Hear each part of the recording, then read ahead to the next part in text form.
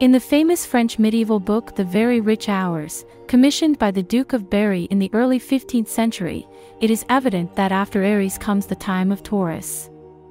That's roughly from April 20th to May 20th. Those born during these days are astrologically considered Taureans. Among the most famous Taureans in history are the father of psychoanalysis Sigmund Freud, the Empress of the Russian Empire Catherine the Great, and the 33rd President of the United States Harry Truman, who formulated the doctrine that led to the formation of NATO. The constellation of Taurus is one of the oldest. 4,000 years before our era, in Mesopotamia, this constellation was called the Bowl of Heaven.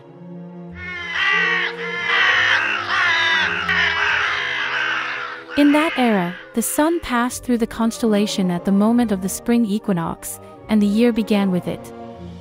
Thus, the Bowl of Heaven was the first constellation of the Zodiac. Behind the constellation of the Bowl of Heaven lies the legend of Gilgamesh, dating back to the 26th century BC. The fertility goddess Ishtar decided to seduce Gilgamesh. But the famous hero rejected her advances. Enraged, the goddess sent the Bowl of Heaven to seek revenge for her. The Bowl of Heaven was so mighty that even its breath created huge chasms in the earth, swallowing hundreds of people at once. Its supernatural rage made it unstoppable. But Gilgamesh and his friend Enkidu devised a cunning plan. Enkidu grabbed the bull by its tail and distracted it, while Gilgamesh thrust a sword into its neck. Infuriated by the killing of the magical beast, Ishtar appeared before the heroes and cursed them. Enkidu, unafraid of the goddess's words, tore off the bull's hind leg and threw it in mockery right at her. Due to this insult, the curse quickly befell Enkidu, and he journeyed to the realm of the dead.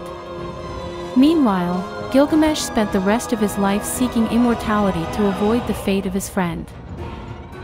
The Bowl of Heaven ascended to the sky and became a constellation. By the way, in the heavens, its hind part is missing, the part that Enkidu threw at Ishtar. A couple of millennia later, the ancient Greeks renamed the Bowl of Heaven to Taurus. The legend changed as well. More precisely, now there were 3 of them. The Phoenician princess Europa was so beautiful that Zeus himself fell in love with her. When Europa and her friends went for a walk to the seaside to admire the waves, Zeus sent a bull with white skin, which abducted her and sailed to Crete, where Zeus awaited her.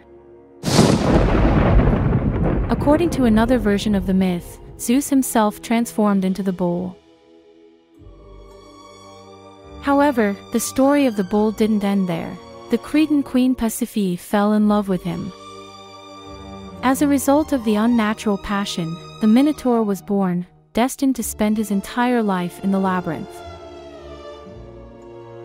But that's not all. One of the famous 12 labors of Hercules was to capture this bull and swim back on it from Crete to Greece.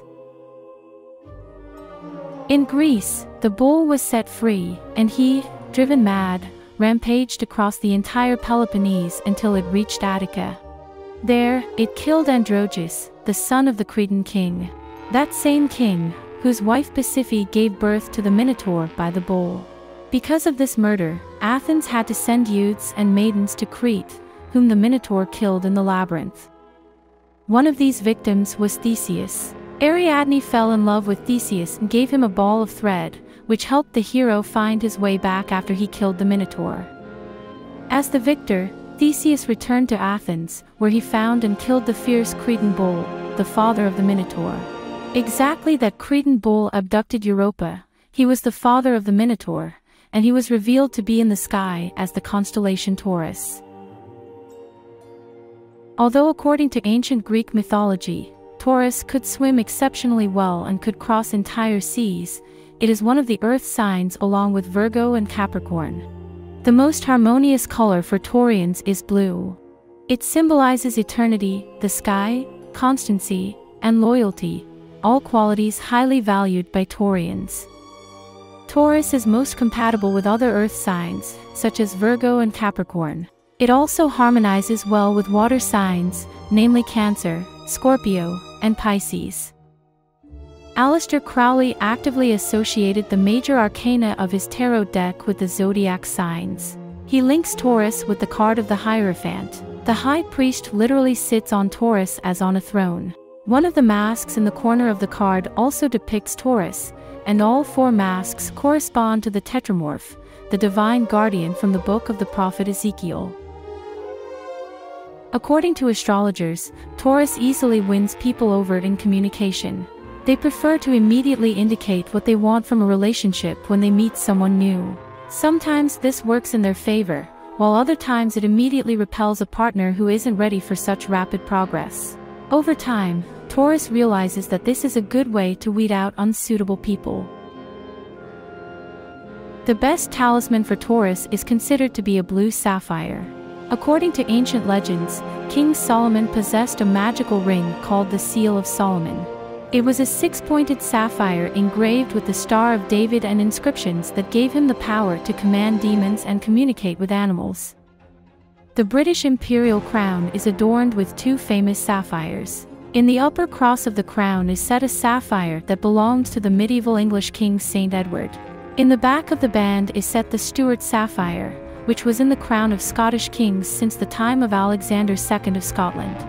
That's all for now, Wanderer.